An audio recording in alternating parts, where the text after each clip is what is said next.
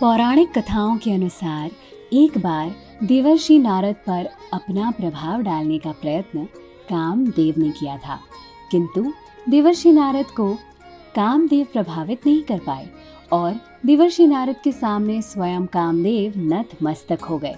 तो इस बात का घमंड देवर्षि नारद को हो गया होता है कि कामदेव भी उनकी तपस्या वह ब्रह्मचर्य भंग नहीं कर पाए। देवर्षि नारद ने यह बात भगवान शंकर को बताई। भगवान शंकर ने चुपचाप सारा वृतांत सुना और फिर सुझाव रूप में महादेव ने नारद से कहा कि इस बात को भगवान विष्णु के सामने इतने अभिमान के साथ नहीं कहना। लेकिन इस बात का देवर्षि नारद को इतना अभिमान हो गया था कि शिव के मना करने के बाद भी नारद मुनि ने यह बात भगवान विष्णु को बड़े अभिमान से जा बताई। तब भगवान विष्णु समझ गए कि देवर्षि नारद में अहंकार आ गया है, जो कि नारद मुनि के लिए कदाचित उचित नहीं है, क्योंकि देवर्षि नारद को मुनियों के मुनि नारद मुनि के नाम से भी जाना जाता है और एक मुनि का अहंकार बहुत ही विनाशकारी साबित हो सकता है।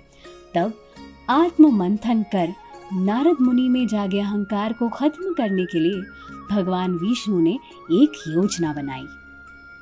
जब नारद मुनि भगवान विष्णु को प्रणाम कर आगे बढ़ गए, तब रास्ते में नारद मुनि को एक सुंदर भवन दिखाई दिया, जहां वहां की राजकुमारी विश्वमोहिनी के स्वयंवर का आयोजन हो रहा था।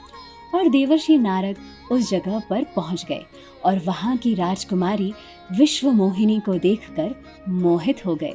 और ये सब भगवान विष्णु की माया के कारण हो रहा था। राजकुमारी विश्वमोहिनी का सुंदर रूप नारद मुनि के तप को भंग कर चुका था, जिस कारण उन्होंने स्वयंवर में हिस्सा लेने का मन बना लिया। राजकुमारी को पाने की इच्छा में नारद अपने स्वामी भगवान विष्णु की शरण में पहुंचे और उनसे उनके समान सुंदर रूप पाने की इच्छा जाहिर की। भगवान विष्णु ने नारद की इच्छा अनुसार उन्हें अपना एक रूप भी दे दिया। नारद नहीं जानते थे कि भगवान विष्णु का एक वानर रूप ही है, जिसे हरि रूप कहा गया है, और हरि रूप लेकर नारद उस स्वयंवर में पहुंच गए। उन्हें अपने आप पर इतना अभिमान हो गया था कि उन्हें लगा कि उनसे सुंदर विश्व में अब और कोई नहीं होगा, क्योंकि उन्होंने स्वयं विष्णु रूप धारण कर लिया है। और इस अभिमान में आकर एक बार भी अपना चेहरा उन्होंने दर्पण में नहीं देखा।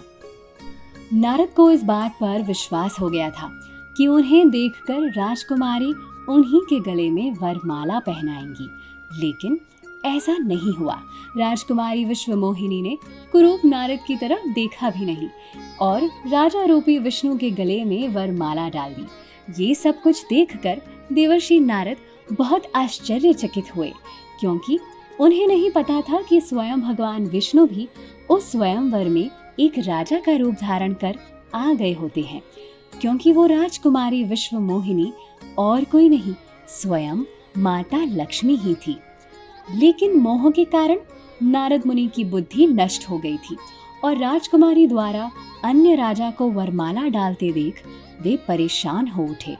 उसी समय शिव जी के गण वहां प्रकट हुए और ताना कसते हुए नारद जी से कहा, जरा दर्पण में अपना मुंह तो देखिए। बंदर जैसा मुख बना चले आए राजकुमारी विश्वमोहिनी से स्वयंवर रचाने। तब जाकर नारद मुनि ने अपना मुख दर्पण में देखा और दर्पण में अपना मुख बंदर का देखकर नारद जी को बहुत गुस्सा आया और उन्होंने तुरंत क्रोध में भगवान विष्णु को श्राप दे दिया, तू भी पत्नी के वियोग में इधर उधर भटकेगा और यही बंदर तेरी सहायता करेंगे। क्रोध के वश में आकर नारद जी ने भगवान विष्णु को श्राप दे दिया और कहा कि जैसे मैं स्त्री के लिए धरती पर व्याकुल था, वैसे ही आप भी मनुष्य रूप में जन्म लेकर स्त्री के वियोग से व्याकुल होकर धरती पर भटकेंगे और उस समय आपकी वानर ही सहायता करेंगे। लेकिन जब भगवान की माया का प्रभाव हटा, तब नारद जी को अपनी गलती का एहसास हुआ और उन्होंने भगवान से तुरंत क्षमा मांगी। लेकिन देवर्षि नारद मुनि के दोनों ही श्राप फलीभूत हुए। भगवान विष्णु को राम के रूप में पृथ्वी पर अवतार लेना पड़ा और माता सीता का वियोग भी सहना पड़ा और वानरों की भी सहायता लेनी पड़ी, क्योंकि भगवान विष्णु ने खुद नारद जी से इस मजाक की माफी मांगते हुए उनका श्राप सत्य होने का उन्हें वचन दे दिया था। और इस श्राप के चलते ही त्रेता युग में विष्णु अवतार भगवान राम का जन्म सफल हुआ।